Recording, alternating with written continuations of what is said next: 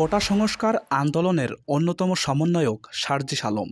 সম্প্রতি তার কয়েকটি ছবি ভাইরাল হয়েছে, যার মধ্যে একটি ছবিতে দেখা গেছে ছাত্রলীগের সভাপতি সাদ্দাম হোসেনের পাশে দাঁড়িয়ে কোনো এক অনুষ্ঠানে বক্তব্য দিচ্ছেন তিনি।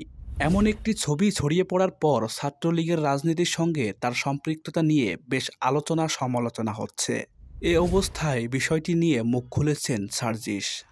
শুক্রবার সামাজিক যোগাযোগ মাধ্যম ফেসবুকে দেওয়া এক স্ট্যাটাসে সার্জিস বলেছেন, আপনারা যারা কিছু না জেনে ২-৩টা ছবি দেখে মন মতো অনেক কিছু বলে ফেলেছেন, আপনাদের সাথে ক্ষমতাসীন দলের অন্ধভক্তদের কোনো পার্থক্য নেই। ক্ষমতায় আসলে আপনিও তাদের মতো হবেন, তাতে কোনো সন্দেহ নেই। বরং নিজের বিবেকবোধকে কাজে লাগান। দলান্ধ না হয়ে ব্যক্তিত্ব আর কাজ দিয়েই যাচাই করুন। ঝিনেদা টিভির দর্শকদের জন্য সার্জিস আলমের ফেসবুক স্ট্যাটাসটি হুবহু তুলে ধরা হলো।